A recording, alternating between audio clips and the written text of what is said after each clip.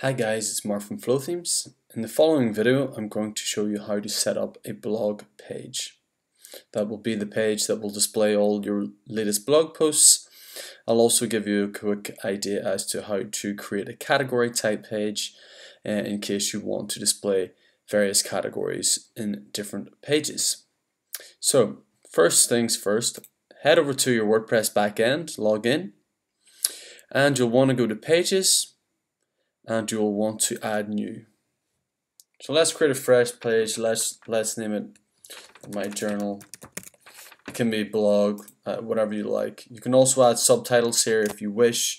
I'll add a subtitle for now. Add subtitle, and then I'm going to go over to templates, and I'm going to choose the latest post template. So the latest post types. Select that. You will then have the options for the latest post template. You will want to then select the post type. There are various options in this section: posts, galleries, videos, and pages. I'll cover the other three later, but for this video and for this instance, you'll want to choose posts. So that will display all the latest posts on this page type. You can also then select categories. Now, if this is really useful if you want to set up various categories for your blog and add them to the drop-down menu. It's also great if you want to add, for example, only featured posts to the homepage under a slideshow. You can do that with categories, and you can select them very simply here. You can select all.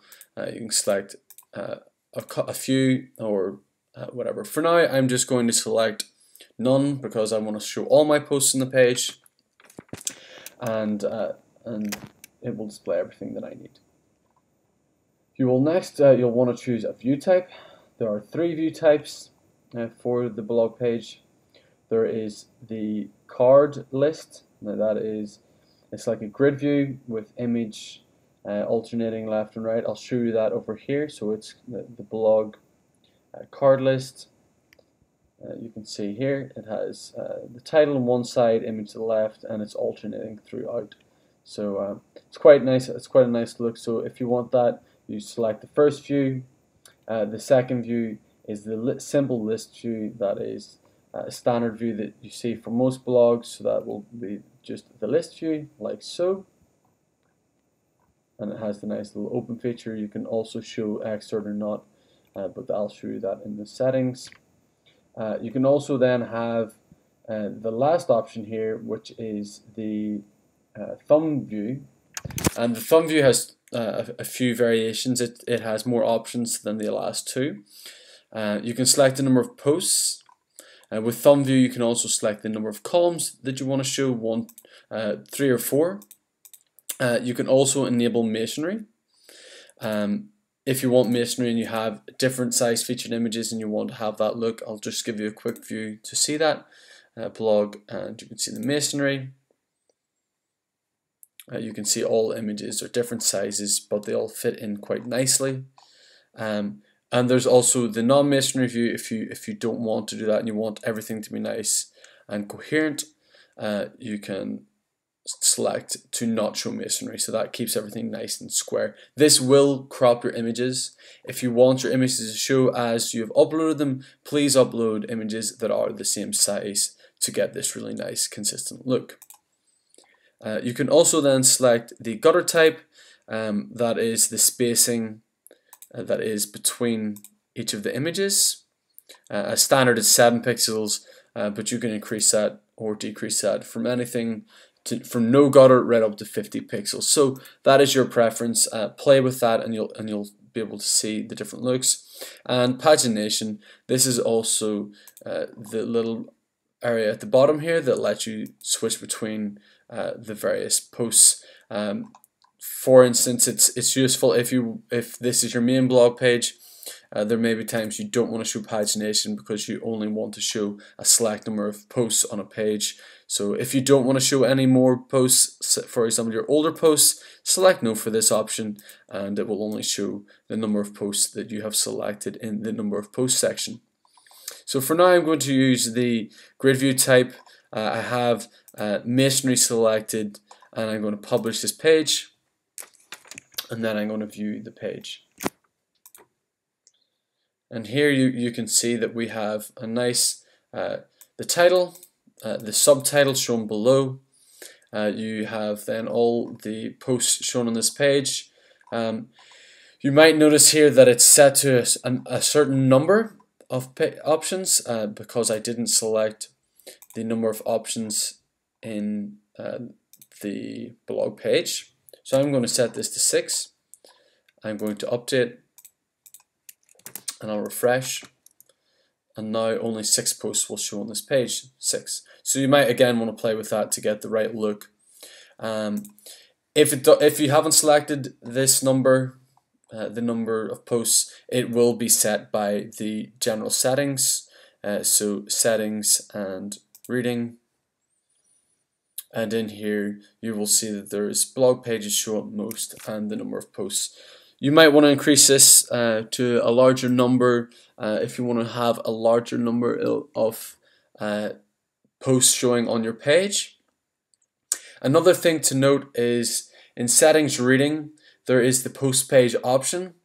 This is a common mistake that many people use as they're used to using the standard WordPress functionality where you select a page and it will display all the posts on that page. My recommendation is to not select anything, so just have it blank and use the blog page template to display all your posts. Otherwise you lose the functionality that you get in the page settings. So don't select anything for the post page in settings reading and you can just save that. I will also then cover the options for the blog page. So if you want to go to Flothemes blog posts, this will give you all the options that are required for the blog page. You have the single post title position. You can have it left or center. You can also show similar blog posts below the single blog post.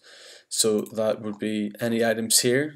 You might also like section. These are posts, and these are selected by either categories or tags. So if you have been categorizing your posts or adding tags to your single blog posts and you have this option selected, show the similar posts, they will show at the bottom of a single blog post page. You'll also see that there are settings for the distance between post images, and you can choose an option here, 5, 10, 15 pixels. There will be instances where this will not be selected, but it depends on how you've added the images. So whenever you're adding your images, try to make sure that they are all added one after the other and that there's no spacing on the page, as WordPress as standard will try to add a paragraph tag between those. You can also show the category on the page. So for example here, this is uncategorized.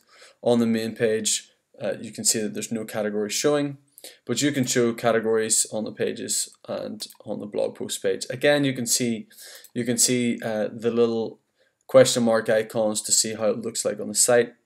You also have the option to turn off and turn on tags for the posts. You also have social sharing options. You probably want to have those on so that people can share this on social media. We also have an option for auto set featured images. So if you forgot to select the featured image for a single blog post, it's going to show. And then there's also the option to show a featured image in a single blog post, and this can be on or off. That is this image here. If you don't want to show that and you want people just to get straight into the content, then don't select that option. You will also see that there is a comments area. Right now we have the WordPress comments enabled. If you want to use Facebook comments, you can drag and drop that over, or you can also remove the Facebook comments or WordPress comments if you don't want them.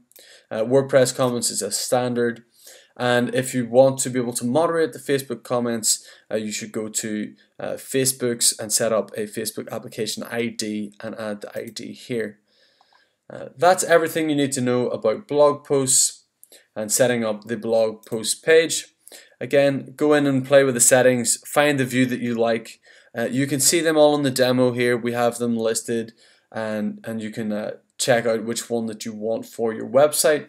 It's super simple and easy to use, and if there's any questions or any other details that you might ask, you can take a look at the documentation.